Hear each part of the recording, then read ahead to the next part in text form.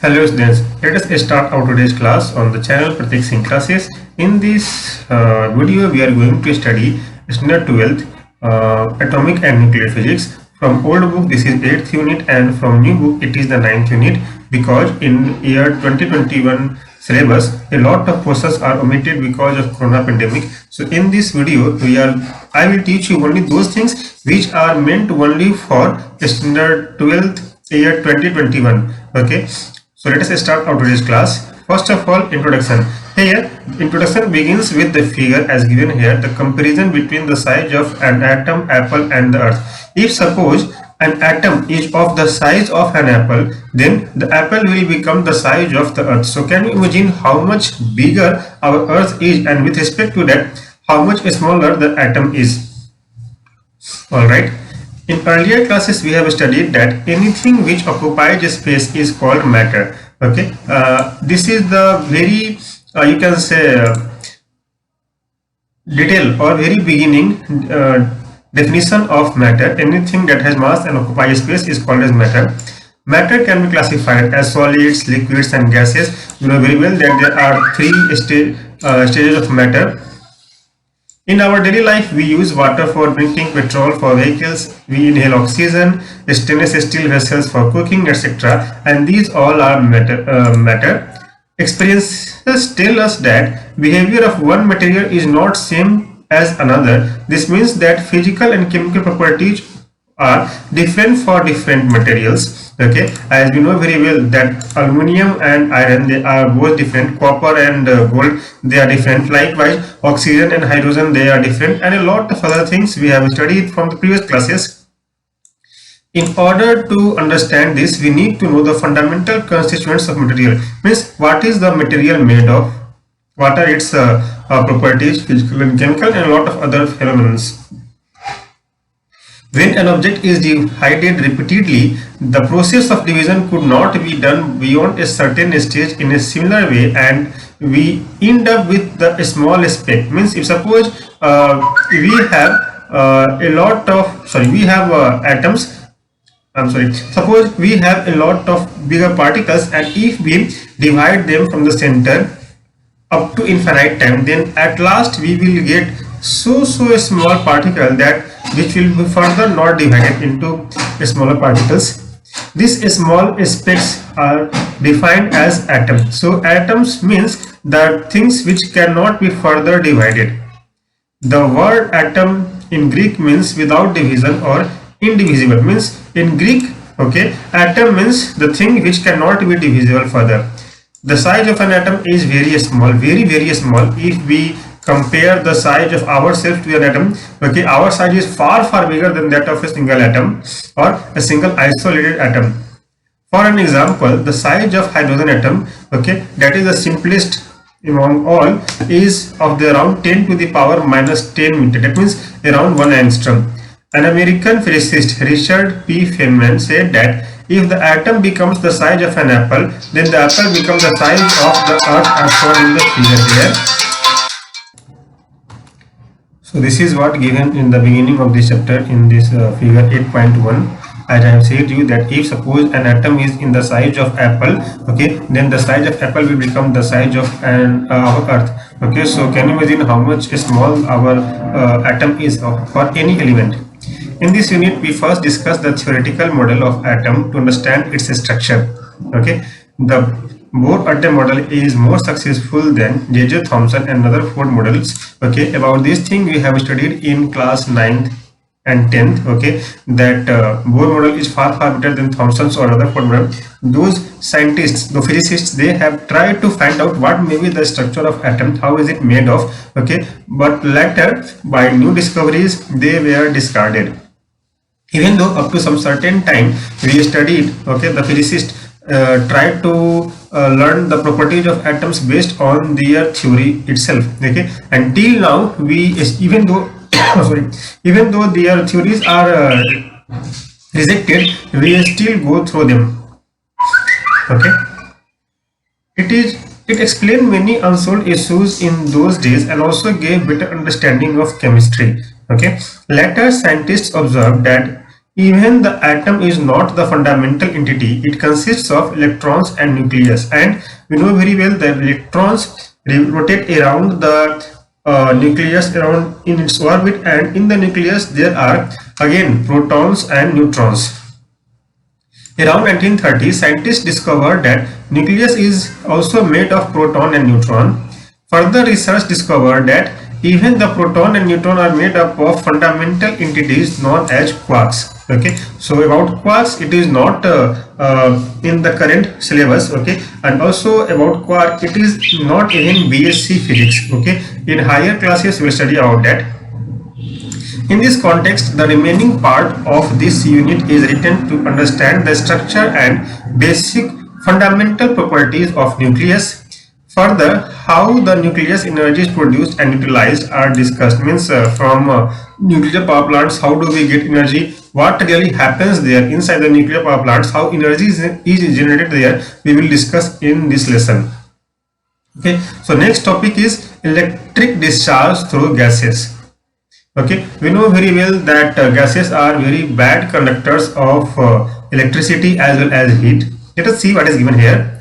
Gases at normal atmospheric pressure are poor conductors of electricity because they do not have free electrons for conduction, and if for any material, if free electrons are not available, then current cannot pass through them. But if we do some special arrangement, okay, we can make gases also to conduct electricity. Okay, maybe the gas is ionized, okay, or some other properties, other arrangements. A simple and convenient device used to study the conduction of electricity through gases is known as gas discharge tube. Okay, so as you can see here, this is a sample of gas discharge tube. All right, the arrangement of discharge tube is shown in figure 8.2. It consists of a long closed gas tube of length nearly 50 cm and diameter 4 cm, inside of which the gas in pure form is filled usually. Okay, so as you can see here, this is a gas discharge tube of length of 50 cm and diameter 4 cm, and a pure form gas is filled inside. That means there will be one and only one type of gas filled inside. Okay, a small opening in the tube is connected to the high vacuum pump at a low pressure gauge. So as you can see here, at the center we have a small opening, okay, and from that a vacuum pump is connected in such a way that it creates very high vacuum inside the tube.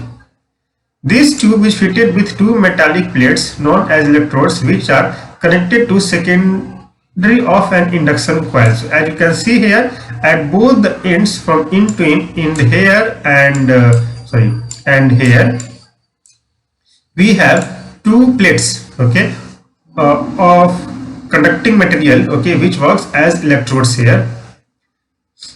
The electrode connected to positive of secondary is known as anode, and that negative of secondary is known as cathode. That means a cathode and an anode is filled inside this discharge tube. The potential of secondary is maintained at 50,000 volt. Okay, so here the potential difference between the conductors are too high.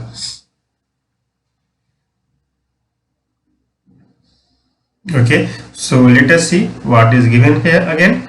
Now suppose the pressure of the gas in discharge tube is reduced around 110 mm of mercury using vacuum pump. It is observed that no discharge takes place, means from 1 atm or from 76 centimeter of mercury. If suppose the pressure drops by 110 millimeter of mercury, okay, even then no discharge happens there, means even though the current does not pass from cathode to anode.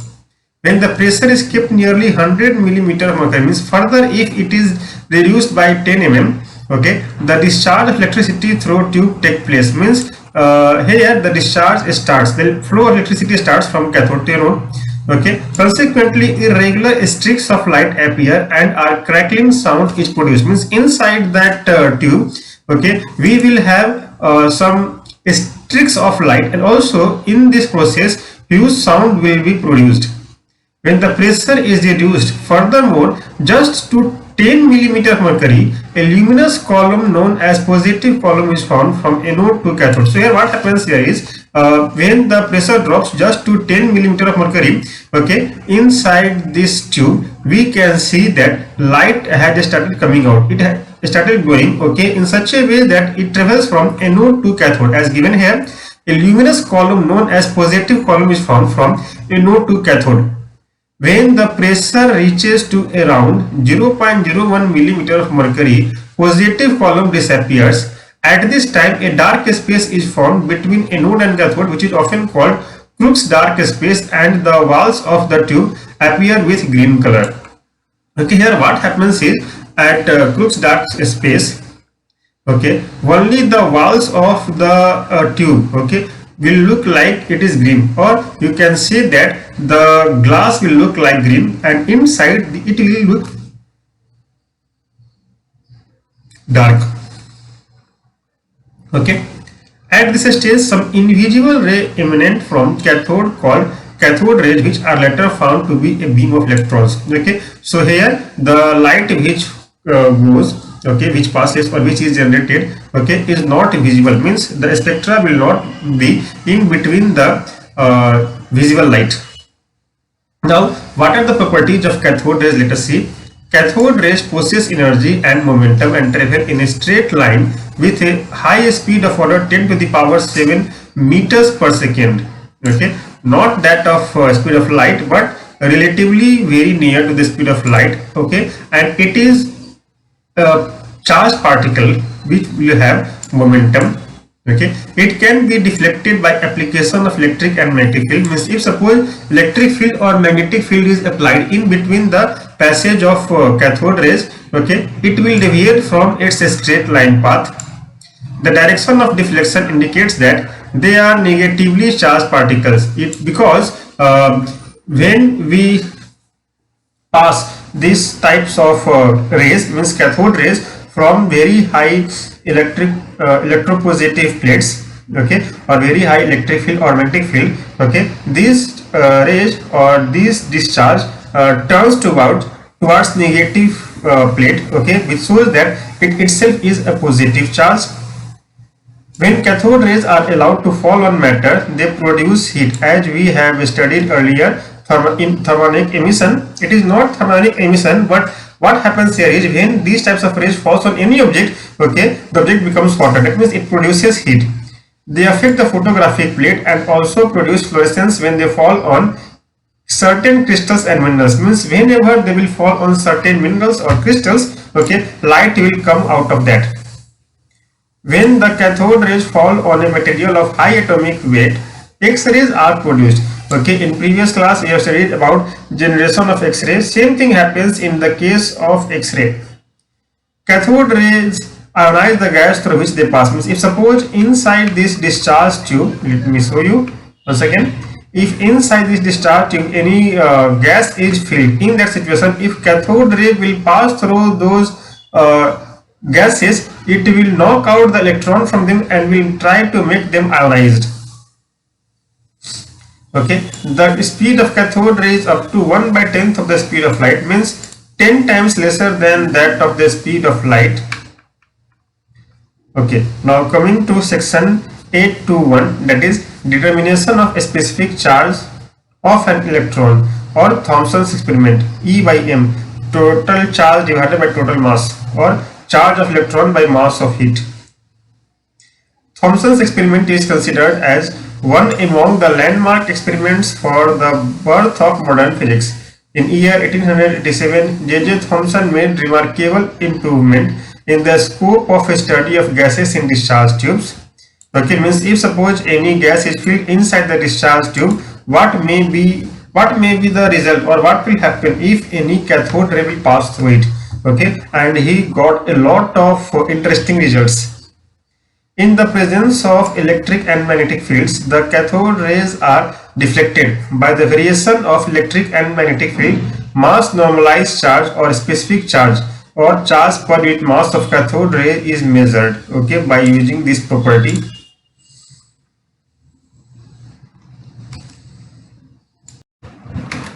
Alright, so let us say starting from next paragraph, let us see figure 8.3 once again, or in your book.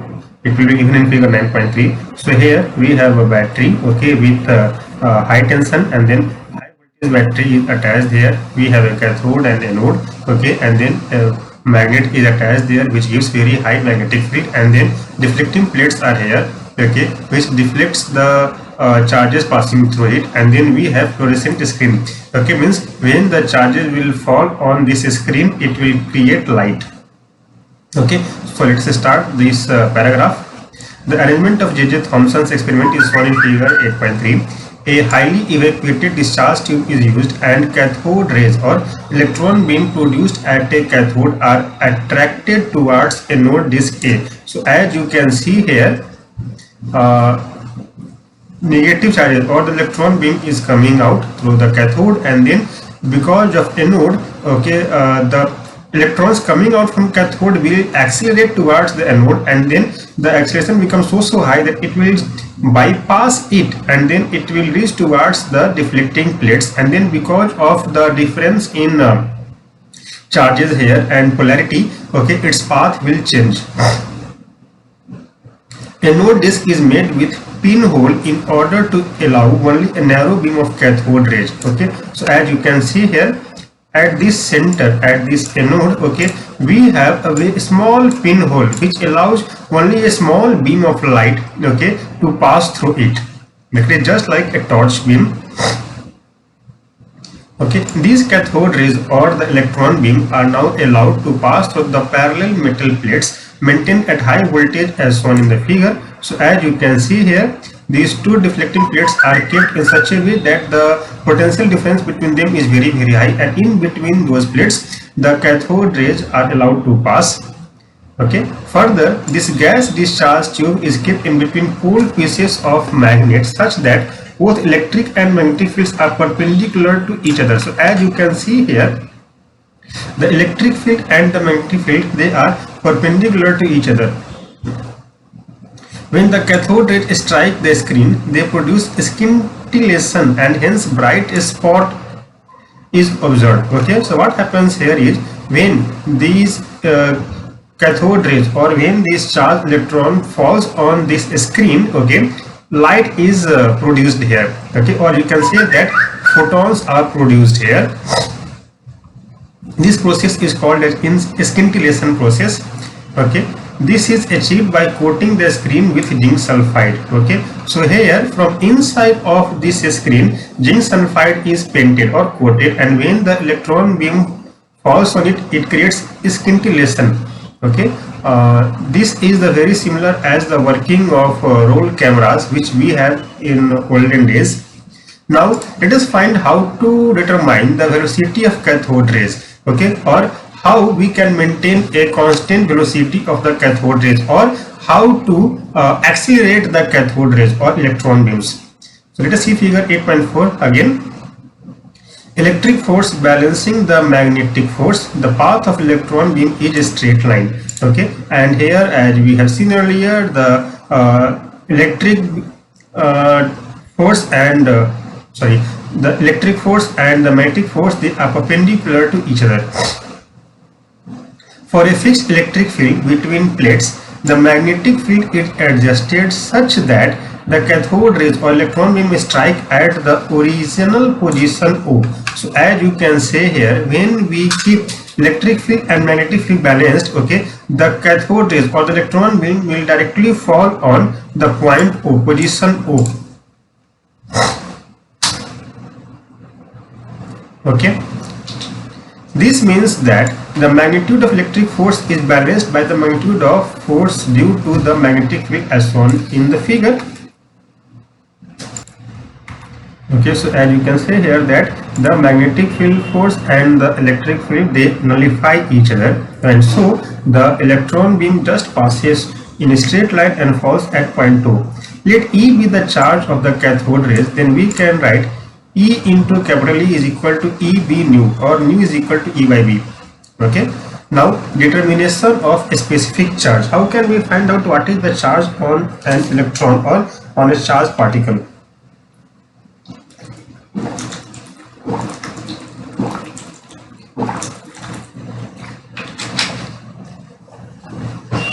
All right,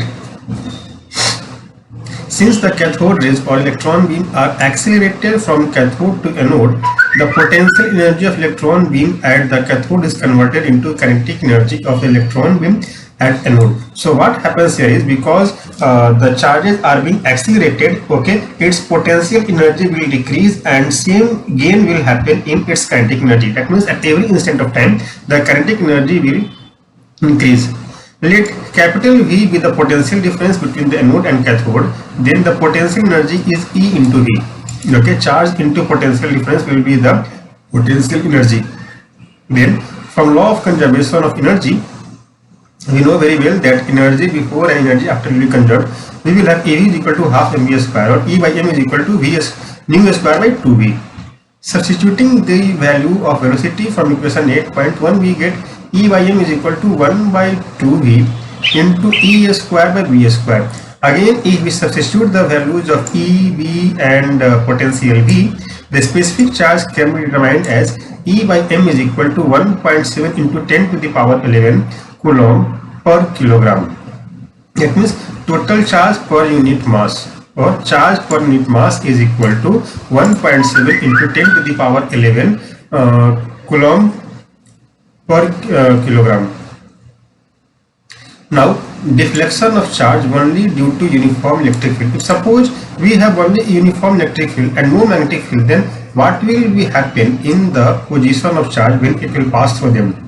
When the magnetic field is turned off, the deflection is only due to electric field, and the deflection is vertical, in vertical direction is due to the electric force. So we will have Fe is equal to E into E. So as we can see here in this figure, if suppose the magnet, this magnet is removed and only we have deflecting plates, means we have only the electric field. In that situation, the beam of cathode rays will fall towards P, or let us see what is given here once again. Alright, so once again, deflection of charge only due to uniform field. That means if suppose only the uniform electric field is given and magnetic field is switched off, or the magnet is removed, in that situation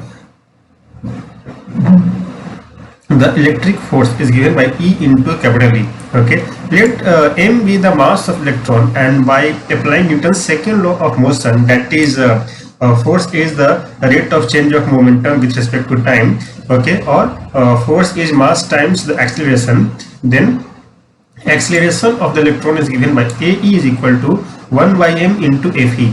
Okay, substituting this in equation 8.3, we will get AE, that is acceleration of electron is equal to 1 by m into E into capital E, okay, where m is the mass, small e is the charge, and capital E is the electric field, or E by m into capital E. So as we know that if suppose we have only the electric plates, okay, as given in this figure 8.5, okay, and the potential is applied here in such a way that no magnetic field works here, in that situation the beam of electrons or the cathode rays will deviate from its path. Okay, electrons are negatively charged, so when it will pass through electric field, it will deviate towards the positive plate.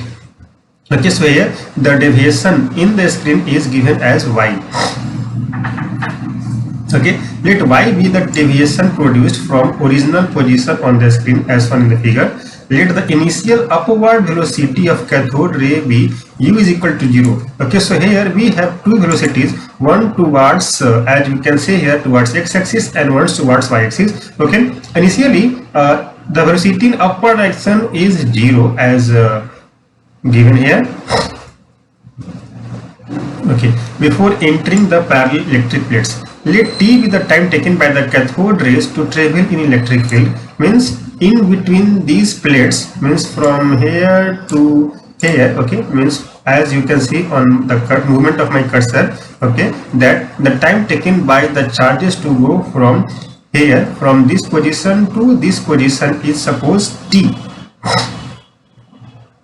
Okay, let t be the time taken by the cathode rays to travel in the electric field. Let L be the length of one of the plates, then the time taken is given by t is equal to L by nu, or we know very well that time taken is equal to is distance y is speed. Hence the deflection y dash of cathode ray is given by y dash is equal to ut plus half at square, as we have studied in standard 11th physics volume 1 unit 3. Okay, that is equal to ut plus half at square. Same equation is here, just substitute the values. Okay, you will get y dash, or the movement in y-axis direction is equal to half into EYM into L square B square by capital E. Therefore the deflection y on the screen is directly proportional to y dash. Okay, or y is equal to c into y dash, where c is the proportionality constant which depends on the geometry of the discharge tube. And by substituting y dash value in equation 8.6, we will get y is equal to c into half EYM into L square B square by E. Again by rearranging, we will get a specific charge, or charge by mass is equal to 2ye by Cl square B square. Substituting the value of right hand side, the value of a specific charge is calculated as E by M is equal to 1.7 into 10 to the power 11 coulomb per kilogram, as we have got earlier. The same thing we are getting here. Now deflection of charge only due to uniform magnetic field. Now if suppose we have no electric field, only the magnetic field is provided, as you can see in this figure that the deflecting plates were removed and only the deflection happens here is because of this magnet. Okay, then what will happen in the change in the position of electron beam from its original position? When the magnetic field is turned off, the deflection is only due to electric field. The deflection is vertical, in vertical direction due to the electric force. Okay, or sorry, it is not this one. Okay, here. Suppose that the electric field is switched off and only the magnetic field is switched on. Now the deflection occurs only due to magnetic field.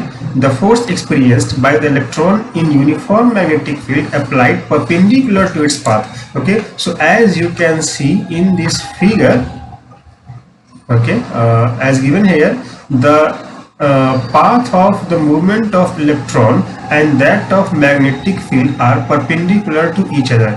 In this situation, the force experienced by the electron in uniform magnetic field applied perpendicular to its path is given by Fm is equal to E nu B in magnitude only, not in the direction. Since this force provides the centripetal force, okay, about centripetal and centrifugal force you studied in standard 11th physics unit 4 volume 1. Okay, centripetal means towards the center, a force applied towards the center. The electron beam undergoes, away from the center, the electron beam undergoes a semicircular path. Okay, and therefore we can equate Fm to centripetal force mv square by r. Okay, we know very well that centripetal force is equal to mv square by r. Okay, so Fm is equal to E nu B or mv square by r, where v is the velocity of electron beam at the point where it enters the magnetic field and r is the radius of circular path traversed by the electron beam. Okay, again here E into B will give you m into nu by r, or E by m is equal to nu by br. Further, if we substitute equation 8.1 in 8.10, we will have E by m is equal to E by b square r. By knowing the value of electric field, magnetic field and radius of circular path, the value of a specific charge can be calculated, which is also consistent with other two methods. Okay, once again this question may arise in 1 mark. The specific charge is independent of gas used and nature of electrodes. Okay, then there comes determination of charge on electron or Millikan's ion drop experiment, okay, which is in your current syllabus. About this we will study in next video. Till then, next video, take care of yourself, and if